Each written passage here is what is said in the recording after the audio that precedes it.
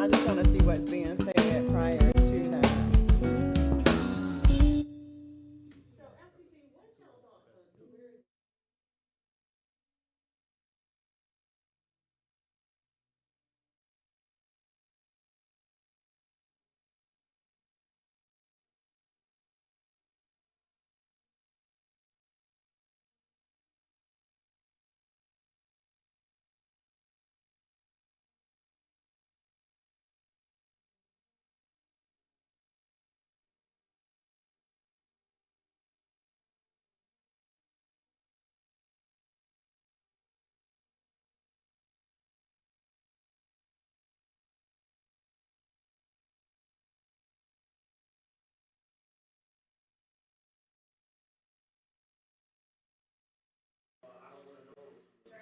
Yes, I hear you.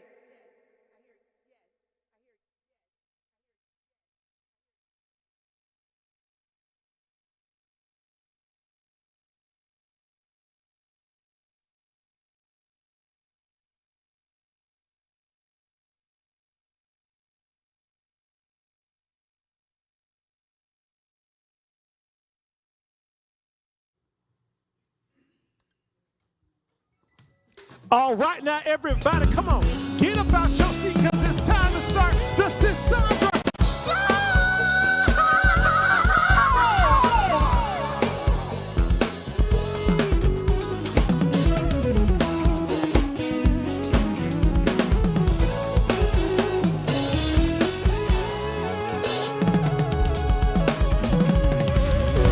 Yes! Hello, everyone, and welcome to the Sisaundra Show. I hope y'all are ready for a great show because it's full of some hot tea, not just tea, some hot tea, some marriage advice, and even some breaking news. Aww. So y'all get all comfy, grab your bubbly beverage, and let's get this show started.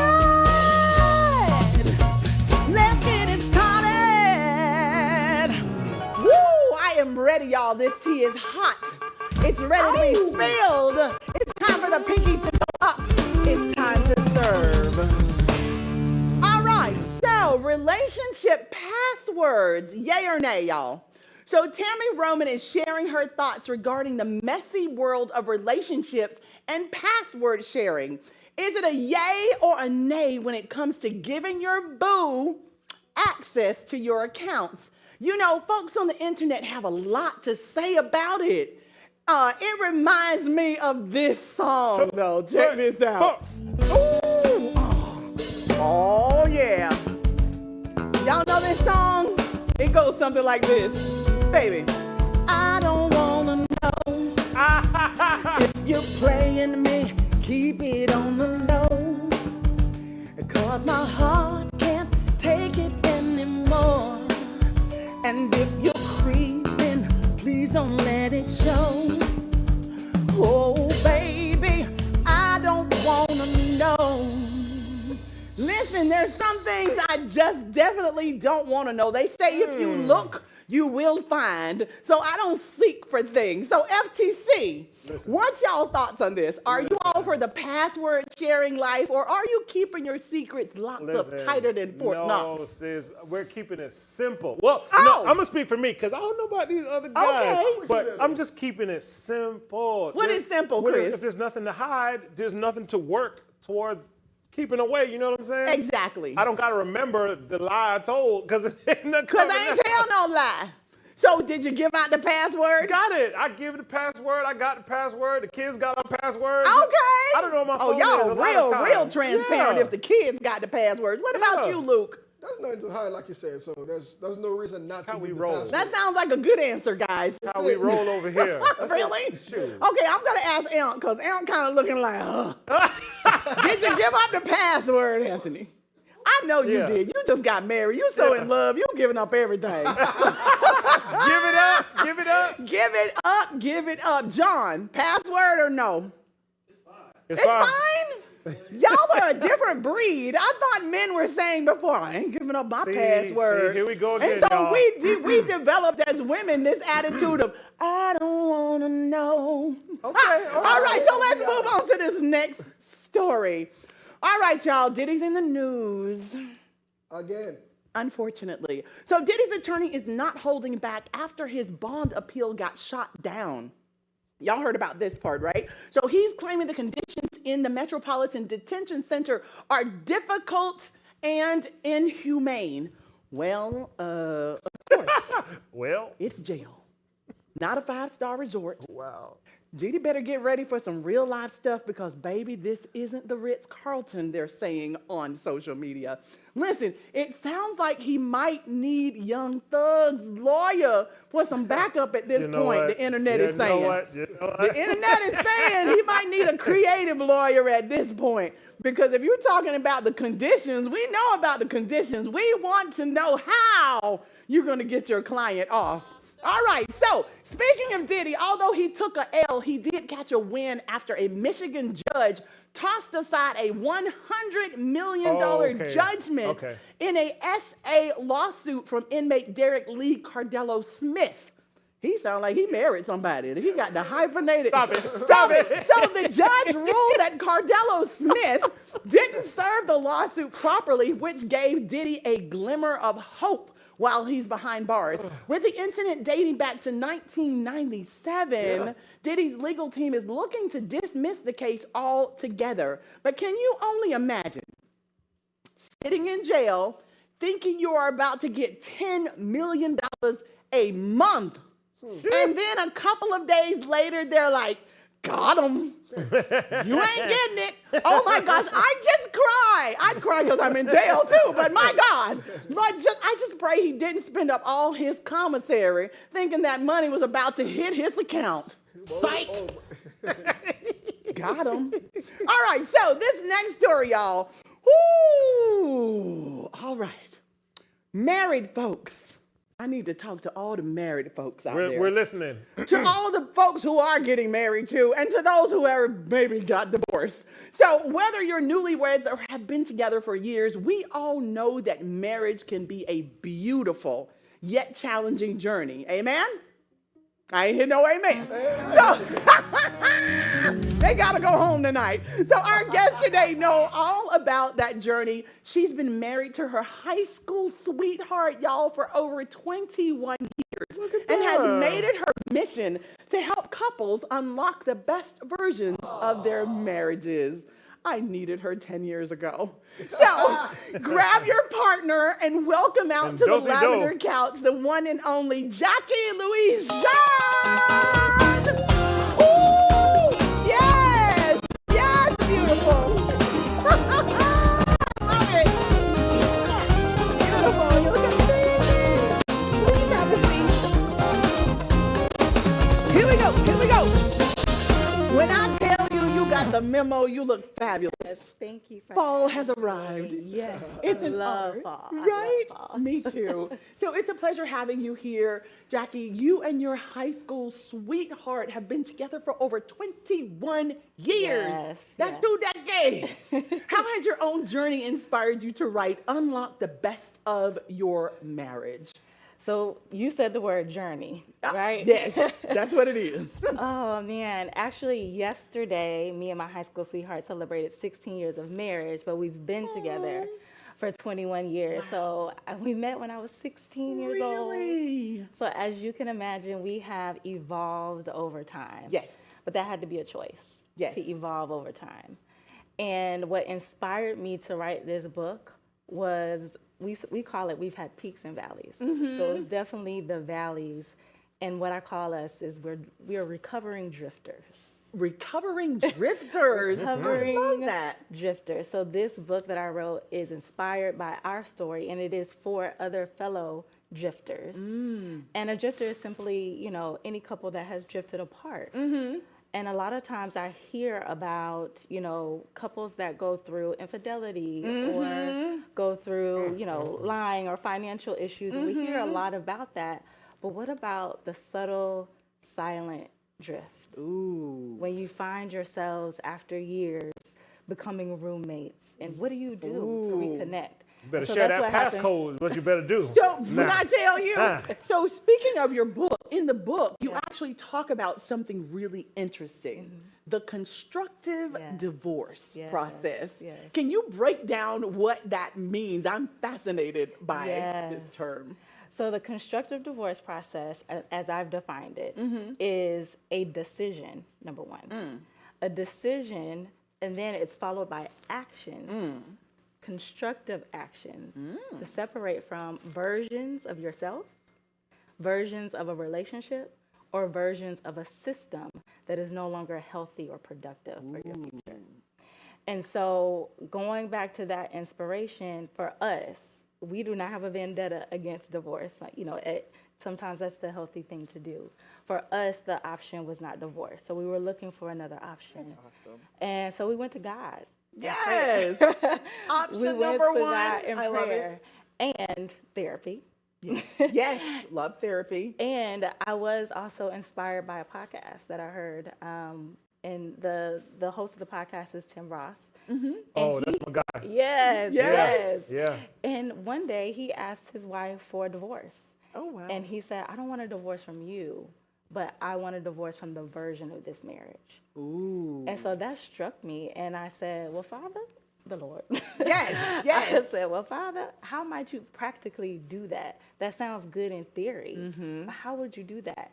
And so I sat down 2 days in a hotel room and just had this download of a framework that walks you through this constructive divorce process of how to separate from a version of your relationship, but still stay married. Stay in the relationship. Yes. You're just divorcing the part that no longer serves. Exactly. Come on now. You got it. So marriage can definitely evolve over time, right? Yes.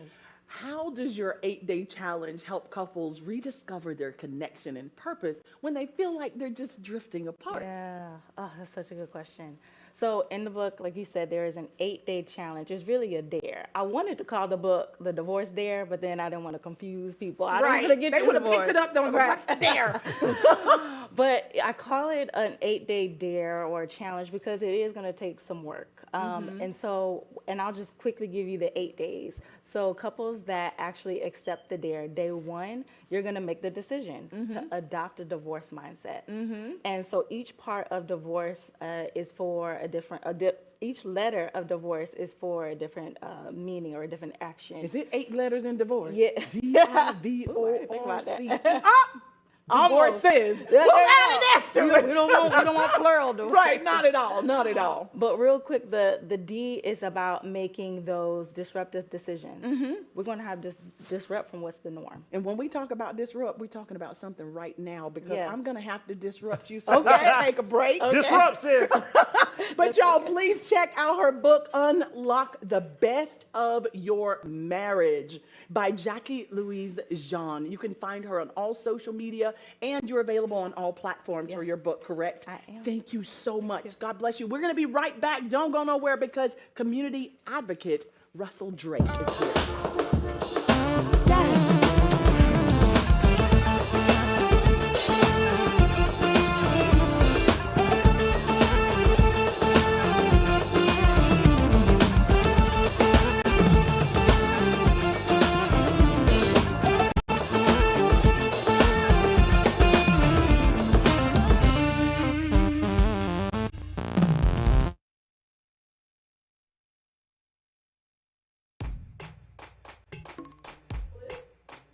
No, it was me. It's for me.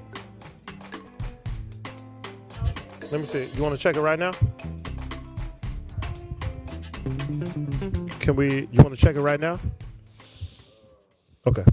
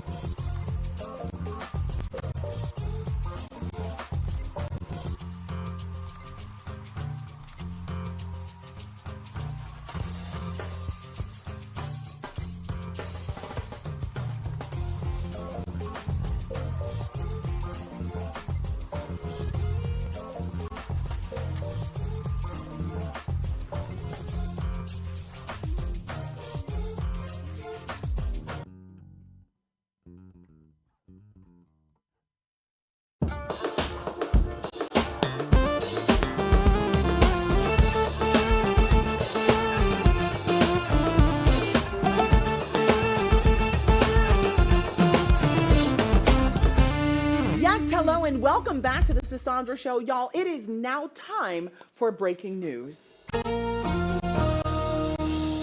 Today, we're diving into the latest poll numbers, the Fed's interest rates moves, and how both Kamala Harris and Donald Trump are making their final pushes ahead of Election Day. Joining us to unpack all of this is community advocate Mr. Russell Drake.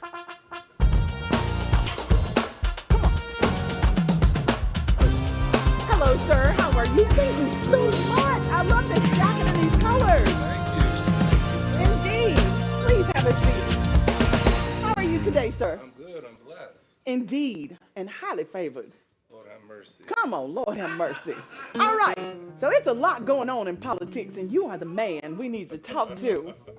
So with the Fed's lowering interest rates just before the election, do you think this kind of economic boost right now is being viewed as a coincidence or something that could influence voter opinion? It's a little of both. We knew it was going to happen. Yes, we didn't know did. exactly when. We knew it was coming in the fall. So to help some people who are trying to renegotiate car deals, or some people who are getting new houses, it'll help some people out. I'm not sure if it's going to completely sway polls, but nobody's complaining about it. If No. you saved up some money, you can make some good come-ups. It is so true. It is so true.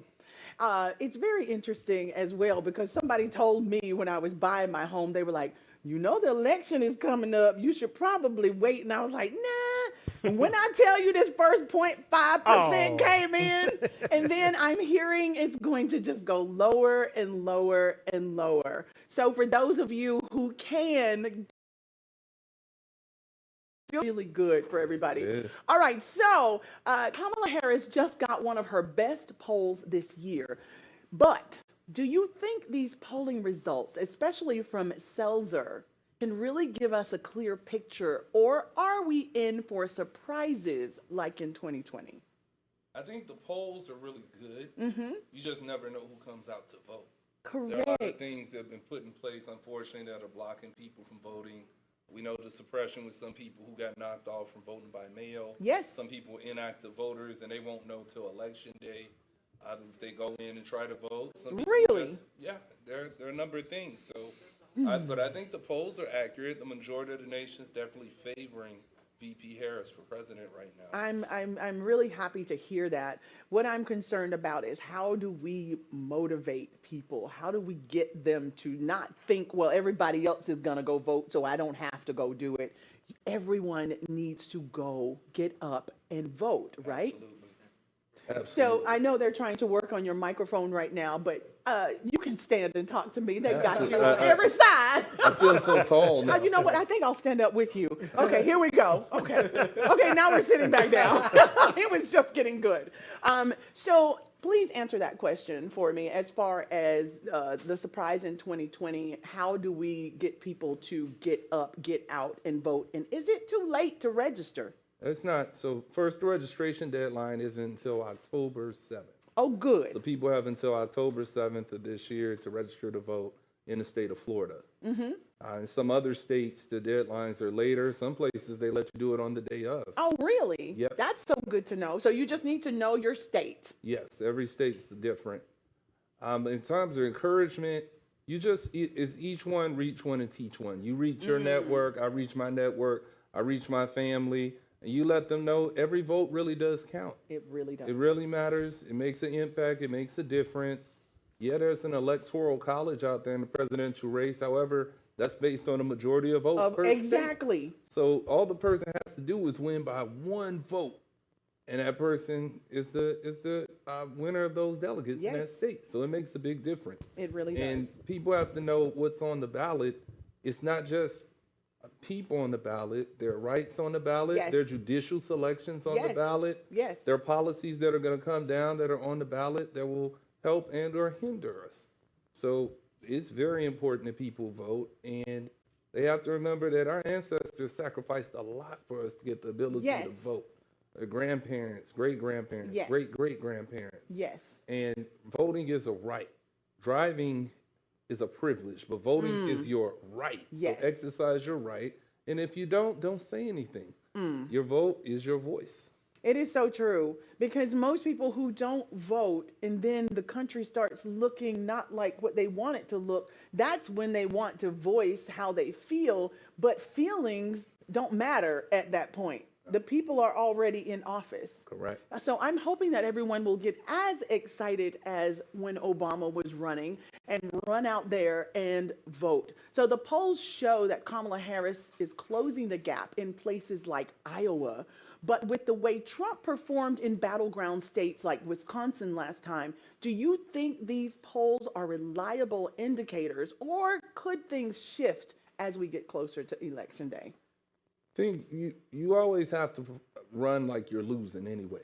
Yes, I love that. So I think on an average the polls are about 3 or 4 point margin of error, and I would look at it and say we're probably down 4 from what they say. So if they say she's up 6 right now, that means she's up 2. Okay. So look at it like that the whole time. Look at it like I'm the underdog and keep performing like that.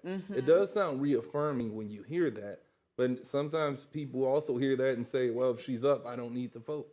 And we don't want them to get in that defeatist mentality. We want people to be encouraged and know it's so razor thin, every vote's going to matter. Exactly. I agree with you. Now, I want us to take a look at the polls as of today. Let's take a look at this.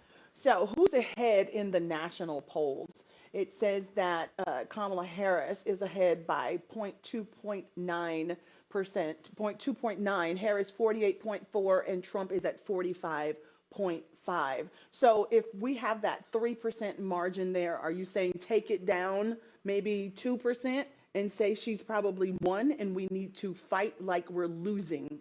Absolutely. I think I would say look at it like it's a deadlock tie and you're trying to get through there. What's the brother's name in the Olympics? Lyles, right? The way he leaned out and stretched out across. Yes. You got to do that. You got to run the whole race. Yes. Whole race. There's going to be vote by mail ballots they're mailing out tomorrow overseas. And then they're going to start mailing ballots out to people who are registered to vote by mail in the county. And your last day to register to vote by mail in the county is October 25th. Okay. So you can sign up online and get a vote by mail ballot. You can do that all across the state, really. And I mean, but you got to have them back before Election Day. So if they get your mail ballot the day after Election Day, it will not count. Really? So even if you send it off before November 5th, if it doesn't reach there by November the 5th, it doesn't count. It will not count. Ooh. They changed the state policies to suppress votes like that. So there are potentially thousands of votes that didn't get counted in August, and there'll probably be thousands that won't get counted in November. Because of the postmark date. Yeah, it's not the postmark. No, they want it in. I mean, so In the system. they want it in. So if you mail it on Monday, it's probably not going to get there in time, right? Right. So you got to mail it by Friday or Thursday at the latest, so it can get there and they have it by Tuesday. Oh, wow. And when did you say they're going out? They're mailing those out next week. They'll be So mailing as out. soon as you get your vote by mail information, it needs to be turned right back in then. You can do that, or you can go early vote. You can go early Or go vote. early vote. Yeah, Okay. I'd advise people to early vote. That way you go in, you see what's on there, and there's probably people passing out literature with recommendations for people as well. So do you think it's smarter to go in and vote rather than sending it in just to be sure that it's counted? I would, because they're looking at the signatures now, and they're disqualifying some. Well, they're canceling ballots, but you can get them cured if they call you and say, hey, you need your signature updated on these. And you don't want to be one of those persons to find out, I had a different signature 10 years ago than I have right now. So if your signature changed, they're looking at that as well? Absolutely. Oh, my Absolutely. goodness. That's interesting. Yeah. That's very interesting. So there's so many ways to suppress your vote. Yes. Well, thank you for sharing that. So please make sure y'all are signing it the same way unless you've updated your signature. And it's better to just go in and vote rather than mail it in just to make sure that it counts. Okay. So Kamala Harris is leaning into high profile support like her event with Oprah. Do you think endorsements from celebrities still hold sway in politics, especially with so much division in the country? I think with credible celebrities, they hold a lot of impact to people. I mean, credible people who've have a record of service educating and uplifting the community. If you have a record of spewing nonsense, ignorance, and or committing battery on a frequent basis, you probably don't have the credibility to tell somebody what's a good idea to vote for. on voting. So it's very interesting. I saw I don't know if it was on Twitter, X, formerly known as Twitter, where former President Trump said that I hate Taylor Swift.